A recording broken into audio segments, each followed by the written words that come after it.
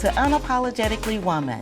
We're celebrating phenomenal women all across Kentucky who make no apologies for their perspectives or the impact that they're making in the community.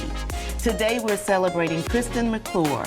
Kristen is a mom and the founder of HollerGirl Music Festival. Unapologetically Woman, Kristen McClure, that's you. Congratulations. Thank you very much. It's such an honor and such a cool title to have. Well, tell us about your story. You have an amazing story. Well, I am a single mother of 2 little girls who are pretty awesome and unapologetic themselves. I am a survivor of domestic violence a few times over, which is what HollerGirl Music Festival is really about, or one of the cores of the music festival. I was a classical pianist for the majority of my young life. And had you were an injury. In Scapa. I was in the very first class of Scapa. 1988 or 87, first group of 40 kids. And so what did you do? I played the piano there. Piano. Yep. And learned all about the things that I love now as an adult. All things creative, art, literature, all of it, every single bit of it. And I really do, I'm a big pusher of Scapa, the School for the Creative and Performing Arts. It's a wonderful school, and I wouldn't be who I am today without them. Oh, that's a huge stamp of approval there. It's very true. And so when you left Scapa, you went to college? I did for a short period. I went to the University of Louisville, and I went on a piano performance scholarship, and got injured in my wrist. And of course I was 19, so I was like, well, I quit. Yeah. The decisions we make as young adults. And so I did that. I left that, and I went back home to Lexington to try to figure out what I was going to do next. And you were born and raised in Lexington? Born and raised here. Never left? I left for Colorado for about 6 months. Had a great time. I lived in Louisville off and on for a little bit, but Lexington's my home. And so, with Lexington being your home, and there's a whole lot of opportunity for the arts here, yes. Was there something that inspired you? What inspired you? For which part of my life? Honestly, I feel like I've had my hand in so many things trying to figure out who I was, like all of us do. Yeah. You know, for so many years of my life. I'm not the same person that I used to be. Exactly. And we go through these periods of life trying to figure out what our purpose is, you know, like, why are we here? What are we doing this for? You know? And so I struggled with that for a large part of my life, you know, and piano, and then have an art degree from Eastern Kentucky University. Because you went back and I did. You went back. At 19, you said, I quit. I'm done. You know, life's doing me wrong. I'm done. I did construction work. I did all kinds of fun stuff just to figure out what I was going to do, who I was going to be. But I went back to school later in life. I think I was 26, maybe. I went to school for art, had a great time. I learned so much, and I met so many incredible people that I'm still friends with today. And right after I graduated with my bachelor's degree, I had my first daughter, little Miss Sophia Irene, who is 11 now. Oh, wow. And shortly after that, I had my second daughter, Delaney Grace. Those are beautiful names. Thank you. They're beautiful girls. Well, they have a great role model to look up to, for sure. Thank you. For sure. And so you said you were searching for your purpose, and you found it. I did. Yeah, I did. Going back to what we talked about earlier, I am a survivor of domestic violence a few times over, unfortunately. And in the state of Kentucky, the numbers are very high for this. And it's so unfortunate. And I learn every day of somebody else. Every day, and I kid you not, someone else that has been through this horrible, the horrible experience. My grandmother was a survivor of domestic violence. Her name was Irene, and she struggled with that her entire life and never knew how to heal from that. Back then, it was a different time. You couldn't talk about it. It was a secret. It was a secret. So she carried those emotional scars with her her entire life, and she and I were very close. And when I had my daughters, they knew her, and I thought, okay, well, this is my purpose, having the 2 children, the girls, and loving them and raising them. And then right when COVID was ending, my ex-partner and I were having shows at our house, just in the backyard, to kind of get people out and, you know, support local music, which I am a big supporter, obviously, of that too. And I thought, what if I had an all-female show at the house? So I just started asking, and everybody said yes. So I had much more than an evening full of women to play. And in February, 3 years ago, I conceived the idea of HollerGirl Music Festival, and I executed it in August. What is the meaning behind the name? I love the name HollerGirl. HollerGirl is a play on words. It refers to, obviously, the hollers of that in Kentucky, specifically for me, in my past, Eastern Kentucky, where my mother and grandmother are from. And then also it means, you know, when you're in trouble, you holler for help. Yes. And that's what HollerGirl is based around, is the, we are trying to raise awareness. We are raising awareness for domestic violence shelters like Greenhouse 17. But we want to make sure that these women, even men, you know, anyone who is experiencing this, they have a voice. I want people to understand that they can talk about this. It is so important, and it's still just not talked about enough to where people are comfortable getting help. Mm-hmm. Why do you think it's so hard to want to seek help? Because you're scared. I've had to escape a couple times. You can't just leave. And that's the main question we get all the time. You know, why didn't you just leave?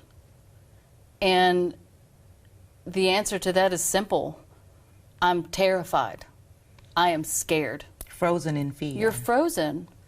And they make it so that the person, you know, you can't talk. It's almost like you're being suffocated and you can't say anything. Who's going to listen to you? I don't even know what to say. You know, there's so many things that are holding you back, you know, from really trying to get the help that you need. HollerGirl is a space for that. I am creating, along with some other folks that I have on my board, some other women that I think are very incredible too, we're creating that safe space for healing, for talking, gosh, for just getting out there and just screaming if you want to. You know, people are there and they're going to listen. I'm getting goosebumps because it means so much to me. But people are there and they're going to listen to you, and we are helping healing through the best thing in the world to help heal, which is music. And is this an annual festival that you have? Tell us about it. So it is a female-focused music festival. So I try to use my words very carefully because I don't want anyone to think that this is like a man-hating event. Right, right. No, it's not. It's not. I happen to really love men. You know, I have a great role model myself with my father, and also my mom. But everyone is welcome. But it's a 3-day event, and it is women on the stage. If they're in a band with men, all I ask is that they get brought to the forefront. That's right. Their name is on the bill. Their name is on the poster. Their name is on the T-shirt. You know what I mean? So that's the concept. And yeah, so and also intertwined with that is having the bigger names on the lineup, such as Sonora May, B. Taylor, Mama Said String Band. There's all kinds of local honeys this year, along with some other younger artists that just are trying to get their name out there. Up and coming. So we give them that platform to be on the same bill and the same lineup as some of these larger artists, these larger named artists. And honestly, like the space that we have created, it's such a welcoming environment. I can't explain it. It's gorgeous. It sounds judgment-free and full of love. 100% judgment-free. 100% full of love. Everyone there is just, that's what they walk away with, is that feeling of, I had a wonderful weekend, and I was able to see all of, this person who I love singing, and I just discovered this new young girl who is amazing, and she's going to go places, and it's just a lot of really good things wrapped up into a 3-day music festival. Wow. And so do you still have any of these backyard jam sessions? No. Girl, I can't even fit in, cooking dinner for my children 5 days a week. It's I have played with the idea of expanding. With this being a nonprofit, I have turned HollerGirl into a nonprofit organization. So I am playing with the idea of how I'm going to make this something all year round rather than just in the summer.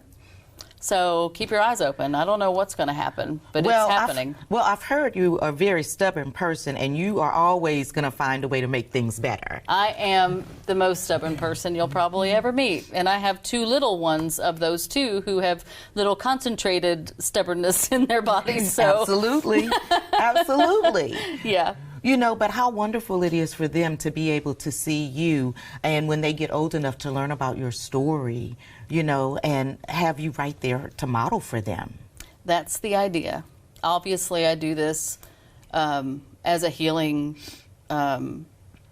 tool for myself. I do it for the other folks that are dealing with these experiences. Gosh, I just want to help everybody. That's really what I want to do, and mainly it's for my girls. And so what would you tell your girls if they were in a particular situation where they weren't being treated the way that you wanted them to be treated? Open their eyes. Just open your eyes. And if you would see your friend, depending on their age, right, if you would see your friend getting treated that way, would that be okay with you? And if that answer is no, then that is not good. That's pretty much the only way you can tell someone who is blinded by, let's say, like a narcissistic situation.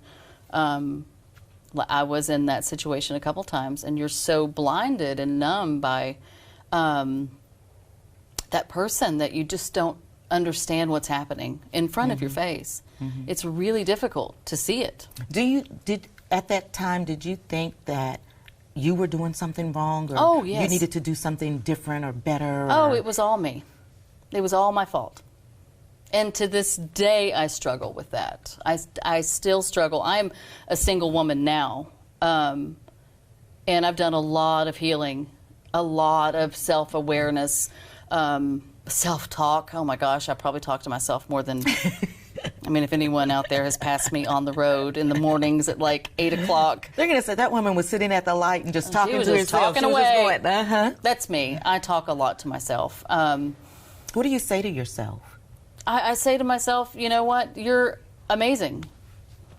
Look what you're doing. And that's hard for some people to do. It's hard for me. I don't want to tell myself how amazing I am. But you know what? Darn it. If you're amazing, say it, own it, take it. That's right. You're beautiful. Absolutely. That's what we all need to be able to tell ourselves. You're beautiful. Look what you're doing. Look what you've done today. We don't tell ourselves that stuff enough.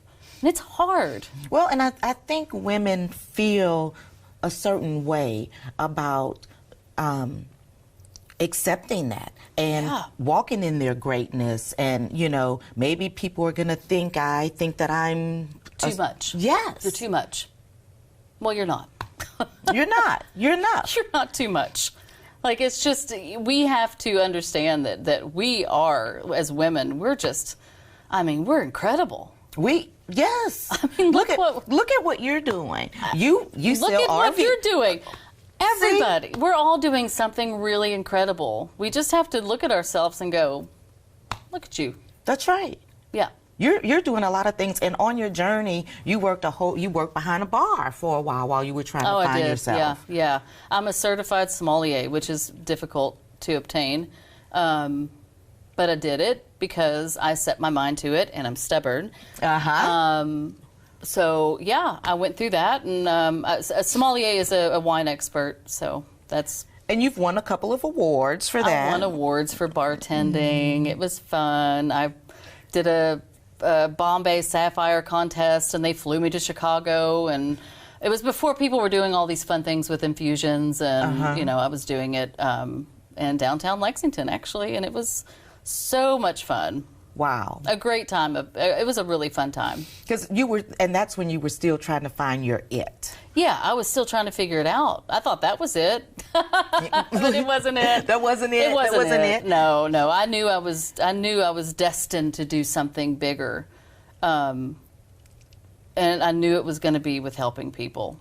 Wow. And it wasn't helping people get drunk or loaded. It was fun, but that wasn't my purpose. No, my purpose was much bigger. And your purpose is also extended to your line of employment, because you sell RVs, which I do. Is to make people happy. And how cool is that? I do a festival where people can camp. We offer tent camping, car camping, and RV spots. So my lifestyle is literally like everything just comes together. When you're doing, I heard this today actually, a friend of mine told me, when you do something good, it comes together the way it's supposed to. And it's coming together so organically. Every aspect of my life is just coming together so organically that I have no complaints. You know, things happen, you know, my car's in the shop, you know, but who cares? Yeah, look at all this. Look at all these other wonderful things that are happening. You know, we just have to think positively and understand that, you know, if we're on the right track, then.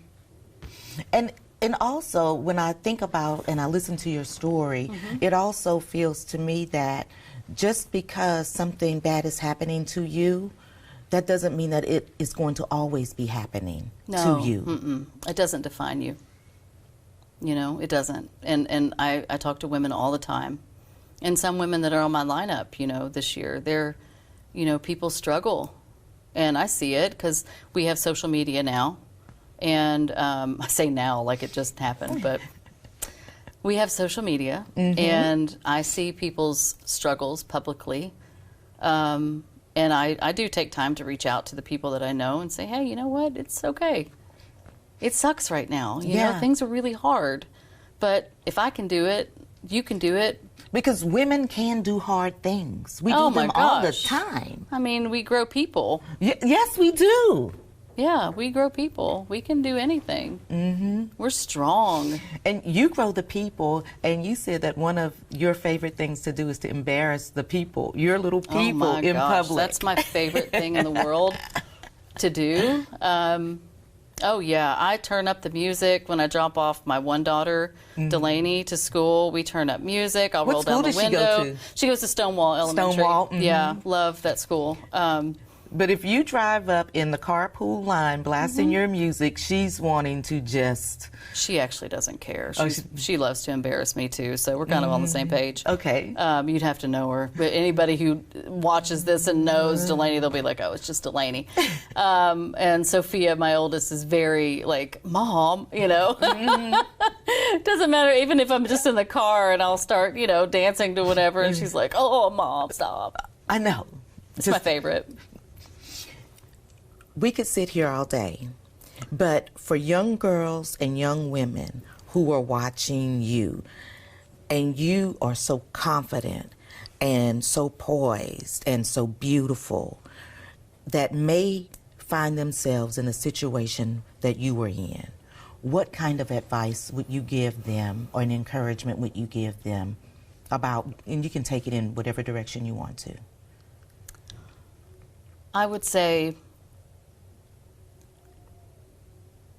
that the times when you get into a situation like that, It's really hard to step outside of yourself and take a good, hard look at what you deserve. That's what I didn't know how to do. I didn't know how to step aside and say, this is not, you are not going to sit here and get, pushed up against a wall for no reason. You don't need, this isn't what you deserve. Look at you. You can do anything.